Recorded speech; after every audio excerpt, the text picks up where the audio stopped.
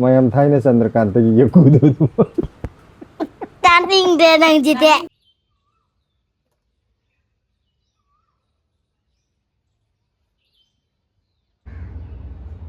Hello ma'am.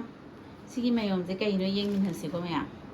Ai heidorakke kari male haibado yengminhase.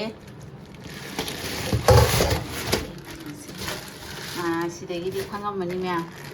Aina pairabanina kari mange haibado.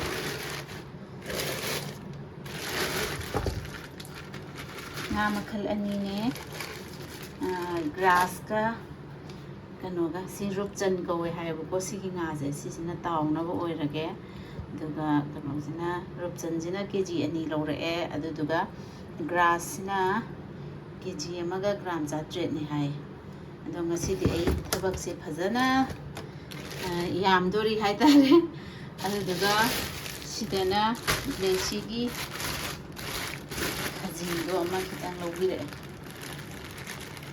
Blessy gi khajingdo मादी खजिंग अचौब हेक्ता है अना खजिंग मचादो ओइना लौबिरो हाइबा अदो खजिंग मचादो फंगदे high अदो मागी अचौबसिदि fungi खजिंग जिसु सिदा सुम हाइदरतिको सिदि मपोक चावबनिना खनबसे इराइ लाइबा अइदो खचे अमा खतम ओइ अस याम फ्रेश ओइ खजिंग जे याम फजना फ्रेश ओइ तो खजिंग जे चावबने सिजो केजी दे चौहम यांखै पि हाय हंदकना खरा होंगबा माले नांगैदि 150 अदुमाइना का पीबनेबको अदुदि मयाम आई सि मयाम जे अमता लोइसनगिगेको ngaje ahingbado mangai si hapase da jarja nandara tari jo ahingba hapado mangai tawris mayam ngasidi kaino je Blessy je school da moi kaino gi function gi jagoi saduini ko mamang da haibado khun jagoi tamgibado adu ngasi saduini adugi mama na kanna koi kaino tawri kebiri horen phajabring ji ko Blessy kebalo ka ji bulake sai khangde Blessy gi sana san e duodi ka se kariya kumari gi kaino ni sana san kaino ne ba trang thui na nam nami chalo mamang chei de jagoi sabi le gi ne andukte suji sana ju biram mapana sana ni na khala lera calling adu calling ka nami chalo business thangi sana thangi sana fajai yam fajai kariya kuine thambagi brown ocean kara na nama lobiro musu fatu chani ade bab tawde irang di number 1 oidori ma KFC yengna hona bada miss mandra ka jin nami chalo ko nami te tamje jani pis pura miss ne sidi man banati miss oiro ni miss mandra ka yare ko yare Blessy miss male are de chalo ga thamme nan min je pai ga lipstick te ra ga di table lo mala ni miss calling ka vitare de Miss calling daba nang malika sana calling ka ramni na miss calling ka vinatra wa Tira nang mo ko ko adi miss khasaba yare nami chalo pangkhalo mayam hobji thoi thoi cable loire mamit vida laga yenghalo mana hai ma di but mali mande ko ren fajarak pe mamit to vidara ko pade ngalo naksalaga tapna pangto ko do duga tapna pangko ko do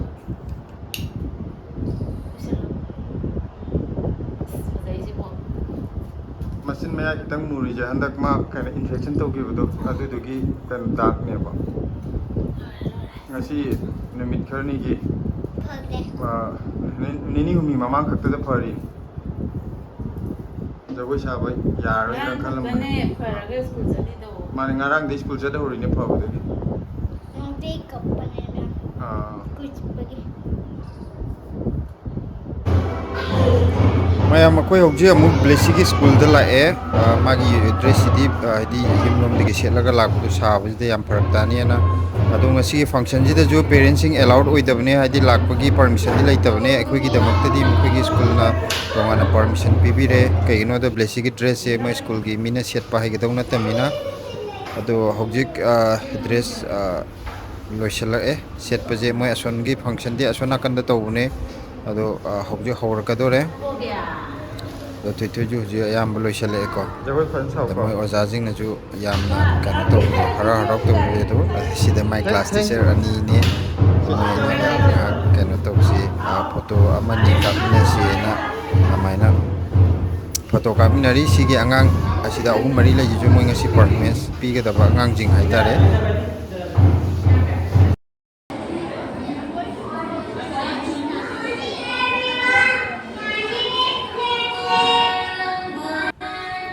ꯃꯌꯥꯝ ꯁꯤꯁꯤꯅ ꯕ꯭ꯂꯦꯁꯤꯅ ꯁ꯭ꯇꯦꯖꯇ performance ꯄꯤꯕꯒꯤ ꯃꯇꯥꯡꯗꯣ ꯃꯈꯣꯏꯒꯤ ꯑꯣꯖꯥꯅ ꯃꯇꯦꯛ ꯑꯃ ꯅꯝꯃ ꯊꯥꯕꯤꯔꯛꯄꯅꯦ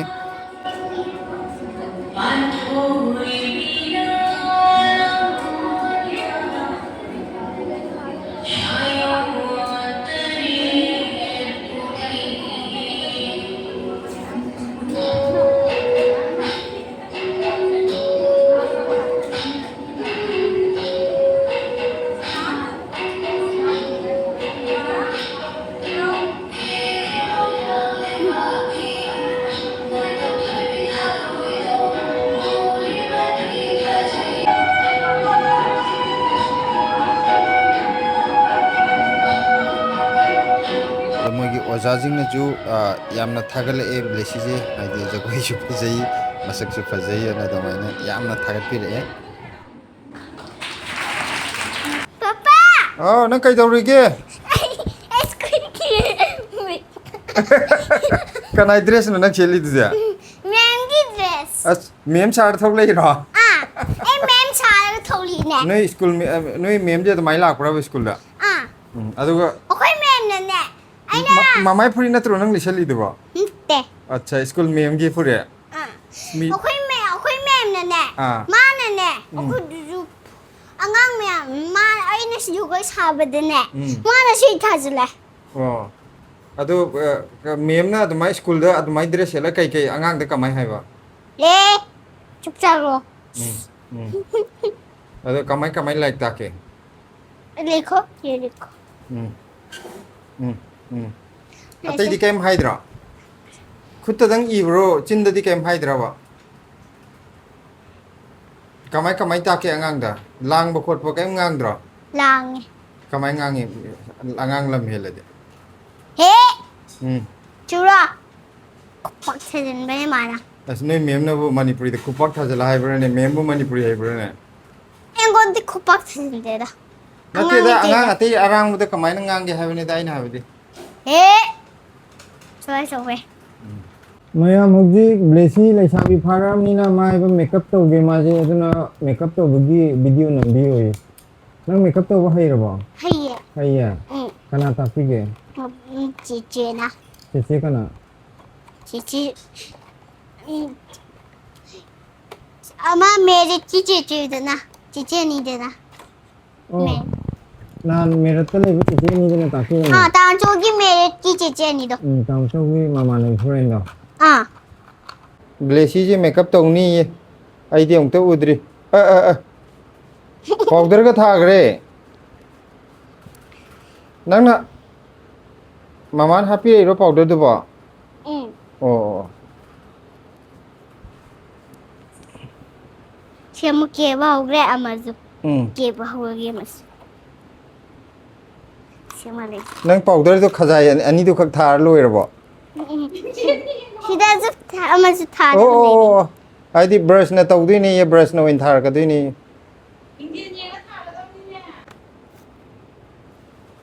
ꯑꯩꯗꯤ ꯃꯥ ꯇꯧꯔꯤꯁꯦ ꯂꯥꯟꯕ꯭ꯔꯕꯨ ꯃꯃꯥꯅ ꯆꯨꯝꯃꯦ ꯍꯥꯏꯔꯤꯅꯦ ꯑꯩꯈꯣꯏꯗꯤ ꯍꯥꯏꯗꯤ ꯃꯃꯥꯏꯁꯦ ꯍꯥꯟꯅ ꯉꯧꯔꯣꯛ ꯉꯧꯅ ꯇꯩꯒꯗꯧꯔꯅ ꯈꯟꯕ ꯑꯩꯈꯣꯏꯅ ꯇꯧꯕ ꯊꯕꯛ ꯅꯠꯇꯕꯅꯤꯅ ꯈꯪꯗ꯭ꯔꯦ ꯃꯃꯥꯅ ꯆꯨꯝꯃꯦꯌꯦ ꯃꯥꯗꯤ ꯅꯍꯥꯟꯒꯤ ꯌꯦꯡꯕꯖꯥꯠꯅꯤ ꯃꯃꯥꯅ ꯀꯦꯕꯒꯤ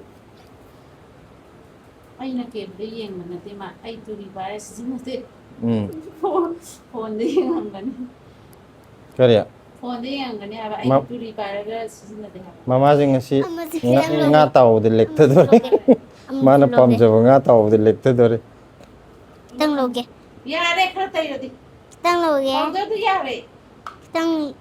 ꯕꯦꯁꯤ ꯌꯥꯔꯦ ꯉꯧꯔꯦ ꯉꯧꯔꯦ ꯌꯥꯔꯦ ꯑꯗꯨ ꯃꯈꯨꯝ ꯊꯟꯒꯅꯨ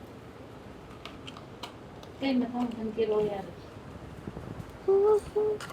ꯁꯣꯅ ꯄꯄꯥꯔꯣꯝ ꯑꯣꯟꯁꯤꯜꯂ ꯀꯦꯒꯗꯧꯅꯤꯀꯣ Milzendi yengdana kedera. ꯃꯤꯡꯖꯦꯟꯗꯨ ꯁꯣꯟ ꯄꯄꯥꯔꯣꯝ ꯊꯝꯃꯛꯑꯣ ꯑꯣꯀꯦ ꯁꯤ ꯁꯝꯕꯥꯕꯤꯁꯤꯅ ꯐꯥꯖꯕꯅ ꯁꯝ ꯃꯌꯥꯝ ꯊꯥꯏꯅ ꯆꯟꯗ꯭ꯔꯀꯥꯟꯇꯒꯤ ꯌꯀꯨꯗꯨ Taning de nang jite. ꯅꯠꯇꯦ ꯌꯥꯀꯨ ꯍꯥꯏꯁꯦ ꯐꯖꯕꯅꯦ ꯖꯒꯣꯏ ꯁꯥꯕꯤꯅꯤ ꯌꯥꯀꯨ Pink ꯍꯥꯏꯁꯦ color. ꯇꯨꯔꯤ ꯁꯤꯟꯒꯗꯕꯅꯦ ꯕ꯭ꯂꯦꯛ ꯀꯂꯔꯒꯤ ꯇꯨꯔꯤꯅ ꯕ꯭ꯂꯦꯛ ꯀꯂꯔꯒꯤ ꯄꯤꯡꯀꯤꯅ ꯄꯤꯡꯀꯤ ꯑꯣꯟꯒꯗꯕ ꯕ꯭ꯂꯦꯛ ꯍꯥꯟꯅ ꯂꯣꯏ ꯇꯩꯍꯧꯔꯣ Maya maije inaiso. ꯐꯖꯩꯌꯦ ꯅꯥꯃꯗꯨꯁꯨ ꯌꯦꯛꯑꯣꯅꯦ Kita ana di kige.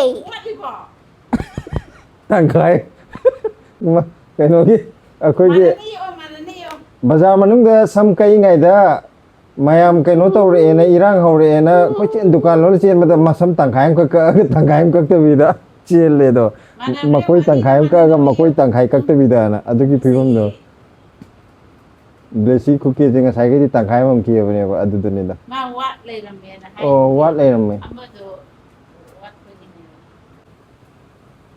Lipstick ꯁꯪꯉ ꯂꯣꯏꯔꯕ ꯀꯦꯕꯁꯦ ꯃꯥꯒꯤ ꯕꯤꯟꯗꯤꯒ ꯅꯝꯗ ꯋꯥꯠꯂꯤꯗ ꯑꯣ ꯂꯤꯞꯁꯇꯤꯛ ꯃꯊꯛꯇꯤ ꯁꯪꯗ꯭ꯔꯕꯣ ꯀꯥꯎꯔꯤ ꯃꯥꯅ ꯃꯥꯗꯤ ꯃꯈꯥ ꯈꯛꯇꯪ ꯁꯪꯉ ꯇꯣꯛꯑꯦ ꯕꯤꯟꯗꯤ ꯅꯝꯁꯤꯜꯂꯣ ꯌꯥꯔꯦ ꯆꯤꯝꯕꯥꯟ ꯑꯅꯤꯗ ꯃꯊꯛꯇꯤ ꯇꯩꯅꯗꯕ꯭ꯔꯥ ꯁꯨꯃꯥꯏꯅ ꯁꯤꯒꯤ ꯃꯊꯛꯀꯤ ꯂꯤꯞꯁꯤꯗꯤ ꯇꯩꯔꯣꯏꯗ꯭ꯔꯕ Tegani. ꯃꯥꯗꯤ ꯌꯣꯡꯗ ꯂꯤꯞꯁꯇꯤꯛ ꯇꯩꯗ ꯃꯥꯜꯂꯦ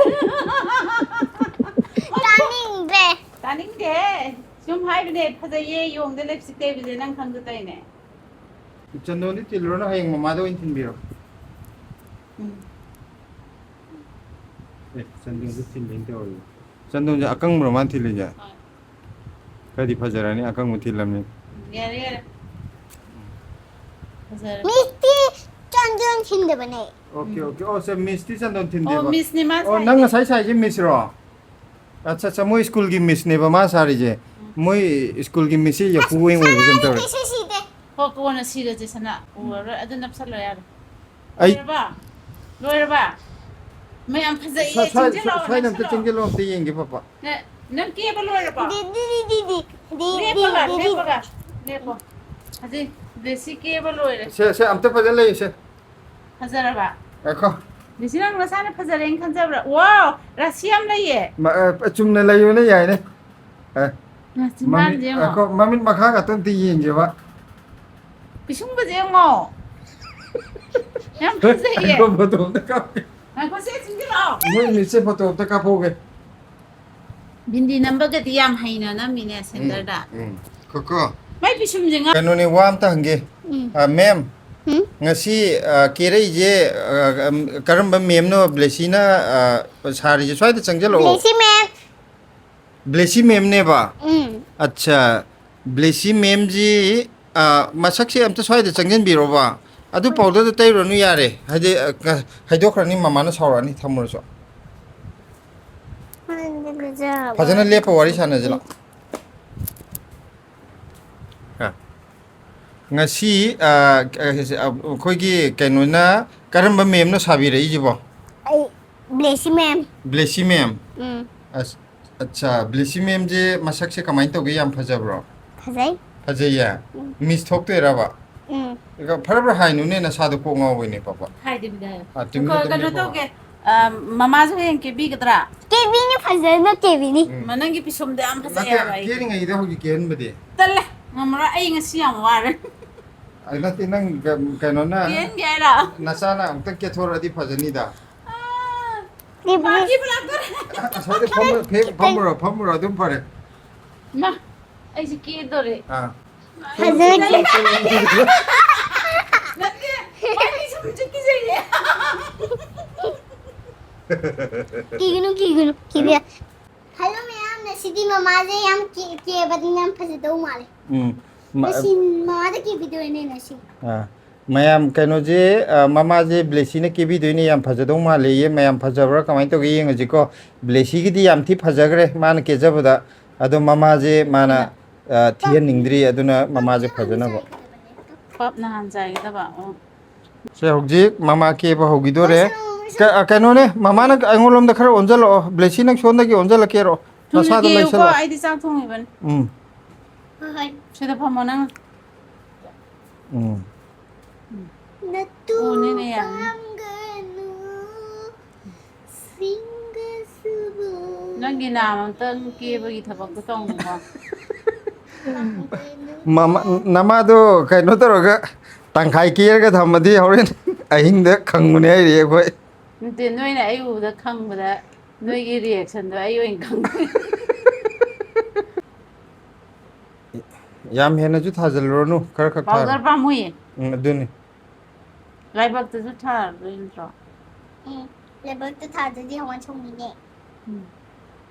Pasal nak.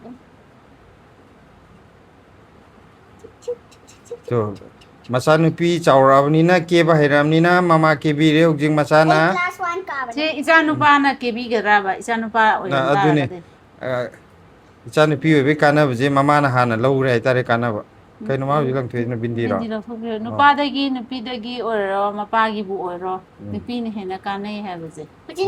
Macam kat Nu pa ka na de ha ba ina. Jani. As dai hing step tu sing ba okey. Kigin. Ai lai se. Kigin. ki no ai lai ji dia ne bule mama ne ki ba myaw re ki no ai lai ji dia Tu na sang ai chak thong ne. 강해. 슬슬 끼리기는 거. 그전에 보내. Moi ma pam da sang na ai gi sak pha ja ma yam du uttor. hai gum na pho pha ja thore chila phagi na te hai di man tai Ya, da yare powder yam tai sel ro ai nu ku i ba ya re ba. 저기.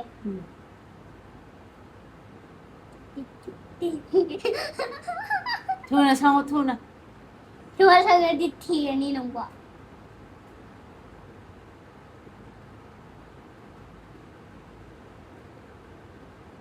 o ngasai dang na mamit amu bo yek podo mamit ke aduni ma ye ji Ma na hai ta ba gi.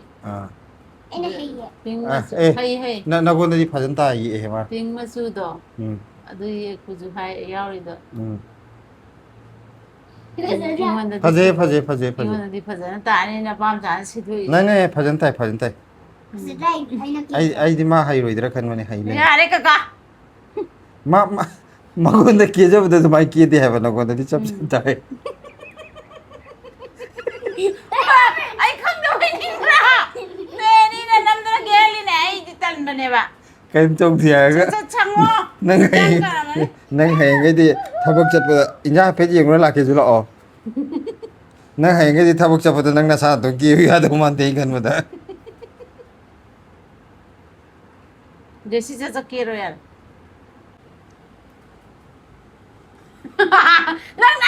kain tong di e Tong di ka na. Ya ba. se son on ja lo yin kain tong di Kai tong. na te na sa ke sum na la yo ha ba No ke han do ne. Nang ke han. sum na la yo ha ba am ta kain tong di Yung lagi sih, wait. Ako ni lagi. ani je kana na ha jai ngom ya nang di ka su thoi du kain tong di Kaning dere. Yenge. Nang to le de. Kai ma ai ru dai ji ba. Chỉ kèn tông gì bồi ra. kain tong di Nó kain mà no kia là tha nhỉ. yang nak sala Mà yang lấy tê mà gì phải là bồi đi. left Lấy tê mà gì hay đi. Ai mà cái ai bùn quạt mà gì mà không cái gì tất là. Cái gì chứ bỏ. kain tong di Tao. yang min ma pan no yang Sẽ đấy là khá là sang nhỉ. Mà hôn đây thì anh là khá là mà. nang di kain tong di thap ni yang ka kain tong di Anh là papa gì đâu muốn cái gì có. Ah, ya, okay, di nang nabili na mo ko.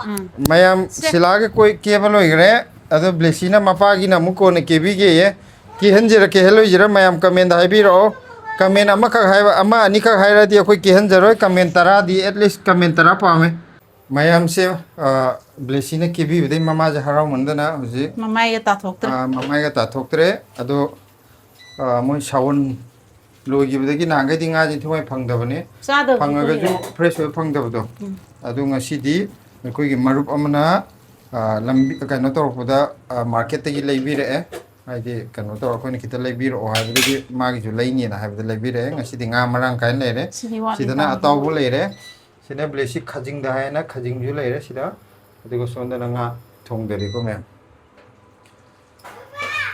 ꯑꯩꯈꯣ ꯀꯩꯅꯣꯁꯦ ngasi 메이크업세 nga thongbagi haraubagi makeup kerira natraga masak phajabagi haraumandana nga thongira igyan amtadi masak phajabagi isana kebire nu muktana nga thongage okay okay na tumai nasip tegi yengdi yam phajai ki ai mai ta bo sangdre tawrije si ka no tumai dum thamo da ka chlai sangde phajai mang yam sai tan de nang na phajai ai ni thamgodra horin tumbadadi ka topa mamda tumna se angda gai khangmadi ngamaro ai heart yam sole phajai araga nang na admai phajai ai di masak phajaba uya de ba hinda heart sole roi de tomorrow te yenge ko sari chabdi gyan ta na phajun charge tomorrow genga mahau de dang harage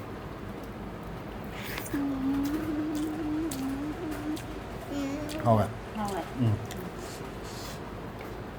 mayam matam kuirabagi tungdene nga chari je nan moy mayangi sawun na chatpado leibado adu loida ngai bagi parakta na nga je chadam ne nga do fresh ga phangdabagi ndo matam kuirabai chamni na hawre ado ngasi gi di mayam video je matang je loisalage mathangi video da muk thengnarase bye